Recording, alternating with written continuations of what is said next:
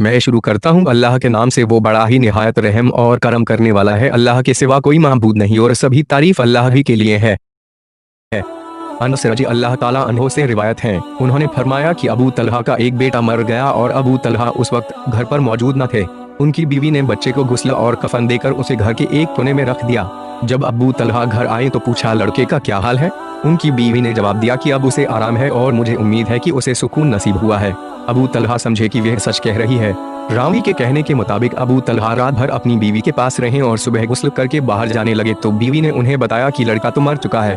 پھر ابو طلحہ رضی اللہ تعالیٰ عنہ نے صبح کی نماز نبی صلی اللہ علیہ وسلم کے ساتھ ادا کی اور رات کے ماجرے کی آپ کو خبر دی، جس پر رسول اللہ صلی اللہ علیہ وسلم نے فرمایا، امید ہے کہ اللہ تم دونوں کو تمہاری اس رات میں برکت دے گا۔ ایک انصاری آدمی کا بیان ہے کہ میں نے ابو طلحہ کی نسل سے 9 لڑکے دیکھے جو قرآن کے حافظ تھے۔ یہ حضرت ام سلیم کے صبر کا نتیجہ تھا کہ اس وقت جو ان کے یہاں بچہ پیدا ہوا اس کی پیٹھ سے 9 بچے حافظ قرآن پیدا ہوئے۔ ان کے علاوہ 4 صبر اور شکروار کرنے والی بیٹیاں بھی اللہ تعالیٰ نے عطا کی۔ انس رضی اللہ تعالیٰ عنہ سے ہی روایت ہے، انہوں نے فرمایا کہ ہم رسول اللہ صلی اللہ علیہ وسلم کے ساتھ ابو سیف کے یہاں گئے جو ابراہیم کا رجائی باپ تھا، تو رسول اللہ صلی اللہ علیہ وسلم نے ابراہیم کو لے کر چما دیا اور اس کے اوپر اپنا منہ رکھا۔ اس کے بعد دوبارہ ہم ابو سیف کے یہاں گئے تو ابراہیم دم توڑنے کی حالت میں تھے۔ رسول اللہ صلی اللہ علیہ وسلم کی دونوں آنکھوں سے آنسو بہنے لگے۔ عبد الرحمن بن عوف رضی اللہ تعالیٰ عنہ نے کہا، اے اللہ کے رسول صلی اللہ علیہ وسلم، آپ بھی روتے ہیں؟ آپ نے فرمایا، اے ابن عوف، یہ تو ایک رحمت ہے۔ پھر آپ نے روتے ہوئے فرمایا، آنکھوں سے آنسو جاری ہیں اور دل غمگین ہے، لیکن ہم کو زبان سے وہی کہنا ہے جس سے ہمارا مالک راضی ہو۔ اے ابراہیم، ہم تیری جدائی سے یقیناً دکھی ہیں۔ مطلب یہ ہے کہ مصیبت کے وقت آنکھوں سے آنسو نکل آنا اور دل کا دکھی ہونا ایک انسانی تقاضا ہے جو معافی کے قابل ہے۔ عبداللہ بن عمر رضی اللہ تعالیٰ عنہ سے روایت ہے، انہوں نے فرمایا کہ سعد بن عبادہ بیمار ہوئے تو نبی صلی اللہ علیہ وسلم عبد الرحمن بن عوف، سعد بن ابی وقاص اور عبداللہ بن مسعود کے ساتھ ان کی دیکھ بھال کے لیے تشریف لے گئے، اور جب آپ وہاں پہنچے تو اسے اپنے گھر والوں کے بیچ گھرا ہوا پایا۔ آپ نے پوچھا، کیا انتقال ہو گیا؟ لوگوں نے کہا، نہیں۔ پھر آپ رو پڑے اور آپ کو روتا دیکھ کر دوسرے لوگ بھی رونے لگے۔ اس کے بعد آپ نے فرمایا، خبردار، اللہ تعالیٰ آنکھ سے آنسو بہانے اور دل میں دکھی ہونے پر عذاب نہیں دیتا، بلکہ آپ نے اپنی زبان کی طرف اشارہ کر کے فرمایا، اس کی وجہ سے عذاب یا رحم کرتا ہے، اور بے شک میت پر اس کے رشتہ داروں کے چلا کر رونے سے اسے عذاب کیا جاتا ہے۔ جب کوئی ایسی نشانی ظاہر ہو جس کی وجہ سے مریض کو زندہ رہنے کی امید نہ ہو تو ایسی حالت میں افسوس ظاہر کرنا اور آنسو بہانا جائز ہے، ورنہ مریض کو تسلی دینا چاہیے۔ ام عطیہ رضی اللہ تعالیٰ عنہ سے روایت ہے، انہوں نے فرمایا کہ نبی صلی اللہ علیہ وسلم نے بیعت لیتے وقت ہم لوگوں سے یہ وعدہ لیا تھا کہ نوحہ نہ کریں گی، مگر اس وعدے کو صرف 5 عورتوں نے پورا کیا، یعنی ام سلیم، ام علا، ابو صبرہ کی بیٹی جو معاذ کی بیوی تھی، اور دوسری 2 عورتیں، یا یوں کہا کہ ابو صبرہ کی بیٹی، معاذ کی بیوی، اور ایک کوئی دوسری عورت ہے۔ حضرت عمر جب کسی کو وفات کے موقع پر غیر شرعی روتا دیکھتے تو اسے پتھر مارتے اور اس کے منہ میں مٹی ٹھونستے۔ عامر بن ربیعہ رضی اللہ تعالیٰ عنہ سے روایت ہے، وہ نبی صلی اللہ علیہ وسلم سے بیان کرتے ہیں کہ آپ نے فرمایا، جب تم سے کوئی جنازہ دیکھے تو چاہے اس کے ساتھ نہ جائے مگر کھڑا ضرور ہو جائے، یہاں تک کہ وہ جنازہ پیچھے چھوڑ دے یا خود اس کے پیچھے ہو جائے، یا پیچھے چھوڑنے سے پہلے اسے زمین پر رکھ دیا جائے۔ جنازہ دیکھ کر کھڑے ہونے کا حکم پہلے تھا، رسول اللہ صلی اللہ علیہ وسلم نے آخر میں اس پر عمل کرنا روک دیا تھا۔ ابو ہریرہ رضی اللہ تعالیٰ عنہ سے روایت ہے کہ انہوں نے مروان رضی اللہ تعالیٰ عنہ کا ہاتھ پکڑا اور وہ دونوں ایک جنازے کے ساتھ تھے، جنازہ رکھے جانے کے پہلے بیٹھ گئے۔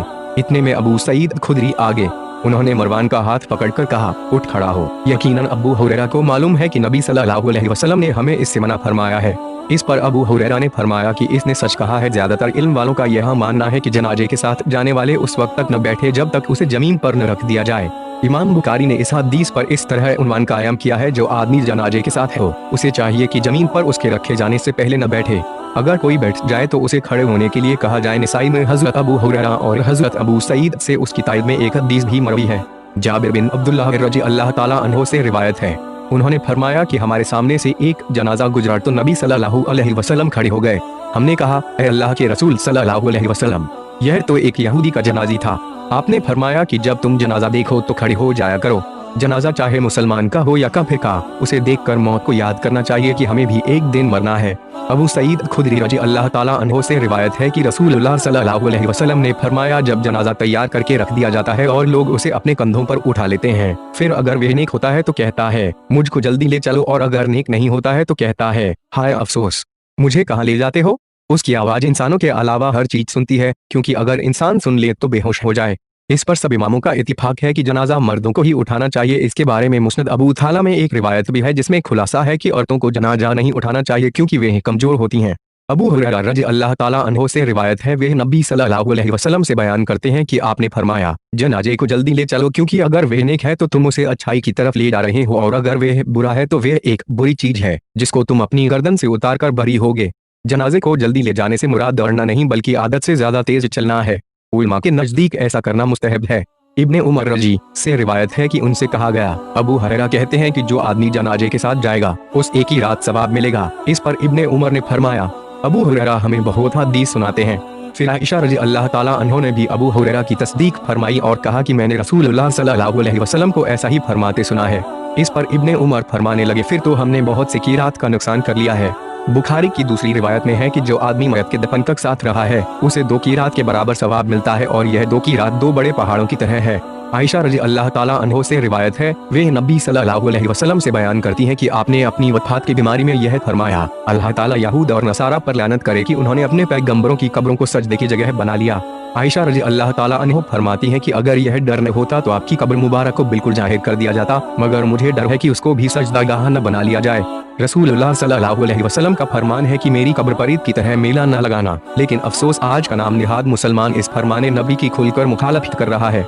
समूरह बिन जुंदब रज़ी अल्लाह ताला अन्हो से रिवायत है, उन्होंने फरमाया कि मैंने नबी सल्लल्लाहु अलैहि वसल्लम के पीछे एक ऐसी औरत की जनाजे की नमाज पढ़ी जो जचगी के दौरान मर गई थी। आप उसके बीच में खड़े हुए थे।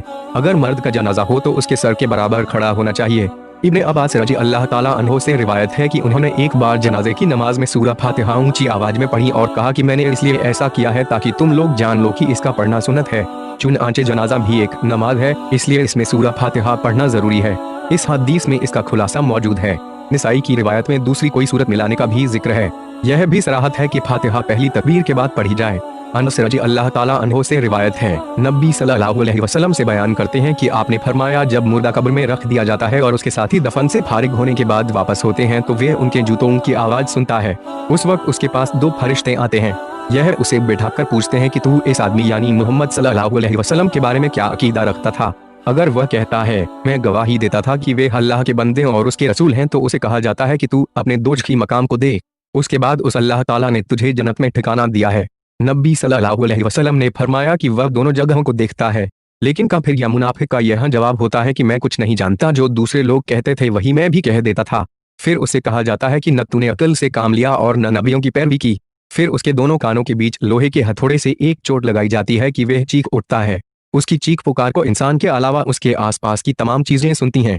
इससे मालूम हुआ कि जिस कब्र में मयत को दफन किया जाता है, सवाल और जवाब भी वहीं होते हैं। फिर राहत और अजाब भी उसी कब्र में है। अबू हुरैरा रज़ी अल्लाह ताला अन्हो से रिवायत है, उन्होंने फरमाया कि जब मौत के फरिश्ते को मूसा अलैहिस्सलाम के पास भेजा गया तो वे उनके पास आए तो उन्होंने एक तमाचा मारा जिससे उसकी एक आंख फूट गई। फरिश्ते ने अपने रब के पास जाकर कहा कि तूने मुझे एक ऐसे बंदे के पास भेजा है जो मरना नहीं चाहता।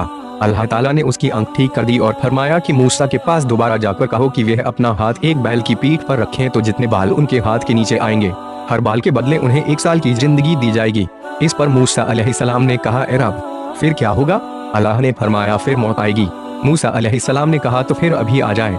उन्होंने अल्लाह से दुआ की कि उन्हें एक पत्थर फेंकने की मिकदार के बराबर मुकद्दस जमीन से करीब कर दे। रावी कहता है कि रसूलुल्लाह ने फरमाया, अगर मैं वहाँ होता तो मूसा की कब्र सुटीले के पास रास्ते के किनारे पर तुम्हें दिखा देता। जाबिर बिन अब्दुल्लाह रज़ी अल्लाह ताला अन्हो से रिवायत है, उन्होंने कहा कि नबी सल्लल्लाहु अलैहि वसल्लम उहद की लड़ाई के शहीदों में से 2 शहीदों को एक एक कपड़े में रखकर फरमाते, इनमें से कुरान का इल्म किसको ज्यादा था? तो जब उनमें से किसी की तरफ इशारा किया जाता तो कब्र में आप उसे पहले रखते और फरमाते कि कयामत के दिन मैं इनके बारे में गवाही दूंगा। और आपने इन्हें इसी तरह खून लगे हुए नहलाए दफन करने का हुक्म दिया और इन पर जनाजे की नमाज भी न पढ़ी। शहीद के जनाजे की नमाज तो पढ़ी जा सकती है, जरूरी नहीं, लेकिन इसके लिए ऐलान और इश्तिहार नाजायज है। उक़बा बिन आमिर रज़ी अल्लाह ताला अन्हो से रिवायत है कि नबी सल्लल्लाहु अलैहि वसल्लम एक रोज मदीना से बाहर तशरीफ लाए और जंगे उहद के शहीदों पर इस तरह नमाज पढ़ी जैसे आप हर मयत पर पढ़ते थे। फिर वापस आकर मिंबर पर खड़े हुए और फरमाया, मैं तुम्हारा पेश खेमा हूँ और तुम्हारा गवाह हूँ। अल्लाह की कसम, मैं इस वक्त अपने हौज को देख रहा हूँ और मुझे रुए जमीन के खजानों की कुंजियाँ या जमीन की चाबियाँ दी गई हैं। अल्लाह की कसम, मुझे तुम्हारे बारे में यह डर नहीं कि तुम मुशरिक बन जाओगे, लेकिन मुझे यह डर है कि तुम दुनिया की तरफ रागिब हो जाओगे। इमाम नौवी ने कहा कि नमाज से मुराद यह दुआ है, यानी जैसी मयत के लिए दुआ आप किया करते थे ऐसे ही दुआ फरमाई। अब्दुल्लाह बिन उमर रजी अल्लाह ताला अन्हो से रिवायत है कि हजरत उमर नबी सल्लल्लाहु अलैहि वसल्लम के साथ दूसरे कुछ लोगों के साथ में इब्ने सयाद के पास गए, यहाँ तक कि उन्होंने इसे बनी मगला की गड़ियों के करीब कुछ लड़कों के साथ खेलता हुआ पाया। इब्ने सयाद उस वक्त बालिग होने के करीब था। उसे नबी सल्लल्लाहु अलैहि वसल्लम के आने की जानकारी न मिली, यहाँ तक कि आपने अपने हाथ से फरमाया, क्या तू इस बात की गवाही देता है कि मैं अल्लाह का रसूल हूँ? उसने आपको देखा और कहने लगा, मैं गवाही देता हूँ कि आप अनपढ़ लोगों के रसूल हैं। फिर इब्ने सयाद ने नबी उसे मारा। फिर इब्ने सयाद से सल्लल्लाहु अलैहि वसल्लम से पूछा कि आप इस बात की गवाही देते हैं कि मैं अल्लाह का रसूल हूँ? आप यह बात सुनकर उससे अलग हो गए और फरमाया कि मैं अल्लाह और उसके रसूलों पर ईमान लाता हूँ। फिर आपने उससे पूछा कि तू क्या देखता है? इब्ने सयाद बोला कि मेरे पास सच्ची झूठी दोनों खबरें आती हैं। इस पर नबी सल्लल्लाहु अलैहि वसल्लम ने फरमाया, तुझ पर मामला मखलूत कर दिया गया है। फिर आपने फरमाया, मैंने तेरे लिए एक बात अपने दिल में सोची है, बताऊं वे क्या है? इब्ने सयाद ने कहा, वह दुख है। आपने फरमाया कि चला जा, तू अपनी ताकत से कभी आगे न बढ़ेगा। उमर रजी अल्लाह ताला अन्हो ने कहा, जा, तू अपनी ताकत से कभी आगे न बढ़ेगा। उमर रजी अल्लाह ताला अन्हो ने कहा, ऐ अल्लाह के रसूल सल्लल्लाहु अलैहि वसल्लम, मुझे इजाजत दीजिए, मैं इसकी गर्दन उड़ा दूं। नबी सल्लल्लाहु अलैहि वसल्लम ने फरमाया, अगर यह वही दजाल है तो तुम उस पर काबू नहीं पा सकते, और अगर वे नहीं तो फिर इसके कत्ल से कोई फायदा नहीं। इब्ने उमर रजी अल्लाह ताला अन्हो कहते हैं, उसके बाद फिर एक बार रसूलुल्लाह सल्लल्लाहु अलैहि वसल्लम और उबई बिन कअब रजी अल्लाह ताला अन्हो उस बाग में गए जिसमें इब्ने सयाद था। आप चाहते थे कि इब्ने सयाद कुछ बातें सुने इससे पहले कि वह आपको देखे। रसूलुल्लाह सल्लल्लाहु अलैहि वसल्लम ने उसे इस हालत में देखा कि वह एक चादर ओढ़े कुछ गुनगुना रहा था। बावजूद यह कि आप पेड़ों की आड़ में चल रहे थे, उसकी माँ ने आपको देख लिया और इब्ने सयाद को पुकारा, ऐसा भी यह मोहम्मद सल्लल्लाहु अलैहि वसल्लम आगे, जिस पर इब्ने सयाद उठ बैठा। नबी सल्लल्लाहु अलैहि वसल्लम ने फरमाया, अगर यह औरत उसको रहने देती तो वह अपना हाल बयान करता। इब्ने सयाद मदीना में एक यहूदी नस्ल का लड़का था। रसूलुल्लाह सल्लल्लाहु अलैहि वसल्लम को उसकी बाज निशानियों से शक हुआ कि शायद आने वाले जमाने में वह दजाल का रूप धारेगा। इमाम बुखारी का मतलब यह है कि जवानी के करीब बच्चे पर इस्लाम पेश किया जा सकता है। अनस रजी अल्लाह ताला अन्हो से रिवायत है, उन्होंने फरमाया कि एक यहूदी लड़का नबी सल्लल्लाहु अलैहि वसल्लम की खिदमत किया करता था। जब वह बीमार हो गया तो नबी सल्लल्लाहु अलैहि वसल्लम उसकी हालत को देखने के लिए तशरीफ ले गए और उसके सिरहाने बैठकर फरमाया, तू मुसलमान हो जा। तो उसने अपने बाप की तरफ देखा जो उसके पास बैठा था। उसके बाप ने कहा, अबू कासिम सल्लल्लाहु अलैहि वसल्लम की इताअत करो। चुनांचे वे मुसलमान हो गया। तब नबी सल्लल्लाहु अलैहि वसल्लम यह फरमाते हुए बाहर तशरीफ ले आए, अल्लाह का शुक्रवार है कि उसने उस लड़के को आग से बचा लिया। मालूम हुआ कि मुशरिक से खिदमत ली जा सकती है और उसकी देखभाल करना भी जायज है। अबू हुरैरा रज़ी अल्लाह ताला अन्हो से रिवायत है, उन्होंने कहा कि रसूलुल्लाह सल्लल्लाहु अलैहि वसल्लम ने फरमाया, हर बच्चा इस्लाम की फितरत पर पैदा होता है, लेकिन माँ बाप उसे यहूदी या नसरानी या मजूसी बना देते हैं। जिस तरह जानवर सही और सालिम बच्चा जन्म देते हैं, क्या तुम कोई नाक कान कटा देखते हो?